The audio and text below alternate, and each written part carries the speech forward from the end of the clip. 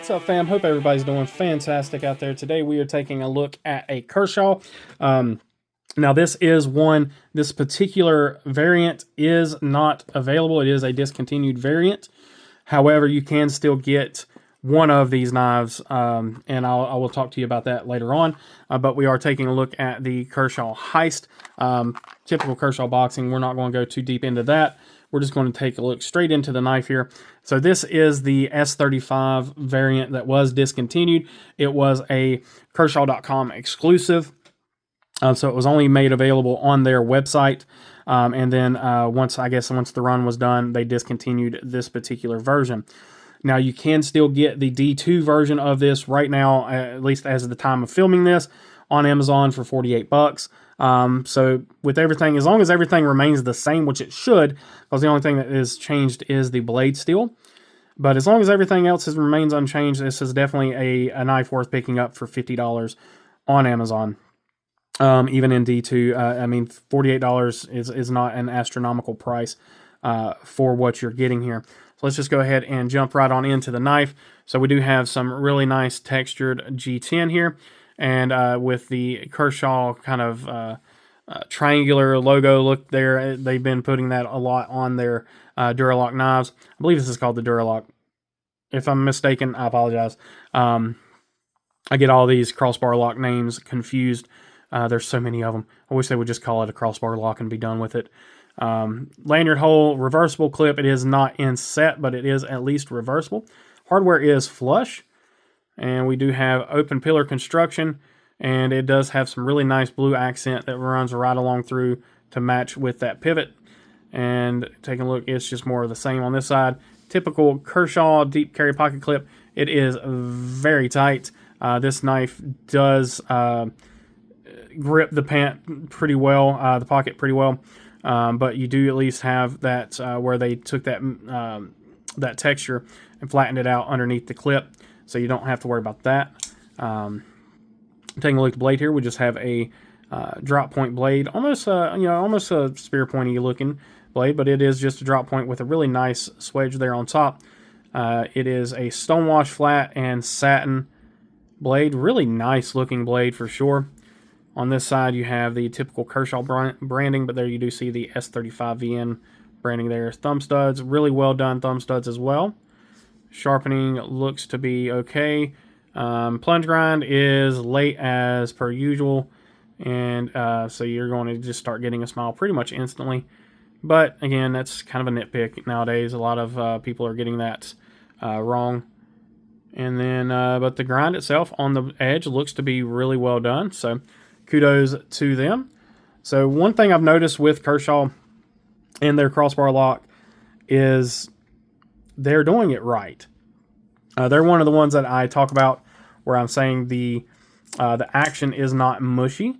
You still have the ability to pull back the spring with ease, and the knife still has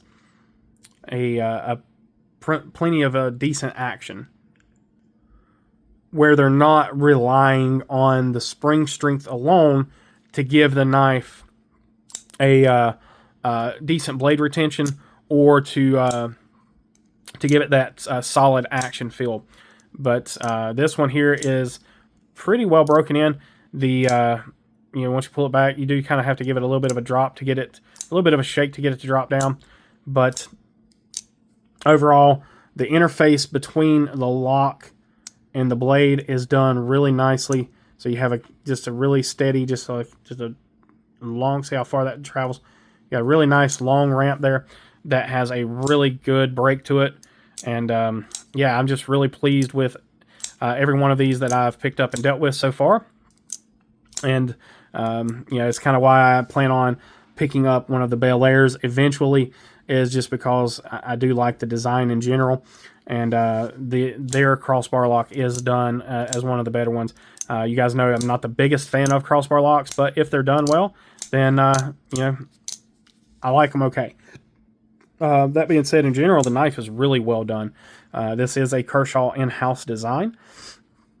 Again, no jimping up on the blade. Again, I'd rather have nothing than junk. You do have a little bit of jimping on the liner in here. So it does give you a little bit of traction, but nothing major. But you have that thumb ramp, which really does help you out to lock in. You feel the pocket clip just barely, right, kind of right there, right in that fat spot of your hand. But a quick adjustment where you just rotate the knife just slightly in the hand gets rid of that. And then, of course, for me, I would be carrying this in my right pocket, using it with my left hand. Of course, when I grab it like that, there is nothing there. Now, this is a fully ambidextrous knife with having the thumb studs and the crossbar locks. So if you are a true lefty, this is definitely one to look at. Like I said, you can find these the S35 versions on the secondary still, but the G10, or excuse me, the D2 versions are still readily available. So far, I think the cheapest I've seen them is on Amazon, and that looked like it was coming direct from from Kershaw's Amazon. So yeah, this is one that that has been pretty well received, I think. So let me know what y'all think down in the comments. Hold on, let's do a hardware check real quick. I have been forgetting to do that here lately. I apologize. So we do have T6 and T8. T8 is done well. And let's check all of these T6s because there are a bunch of them. We've got 1, 2, 3, 4, 5, 6. Oh, that one was loose. We'll go ahead and tighten it up. 6, 7, and 8. So all 8 T6s were all good. Every screw on here was done exceptionally well. So kudos to you, Kershaw. And yeah, that does it. As always, guys, I appreciate y'all for watching, commenting, sharing, subscribing, all the things you do to support the channel. I did have to change up. So I do have a Beacon account now instead of Linktree. So Linktree has started becoming anti-knife, just like Instagram. So there is now a Beacon link down below that has all my links with discount codes. I've added some new ones, so make sure you are constantly checking that out. That Linktree, or the Beacon, is available either through here on my YouTube, on my Instagram, my Facebook. Shoot me a message, whatever. I can get it to you. So as always, guys, again, I appreciate y'all. Just remember to be kind, be humble, be EDC. Take care.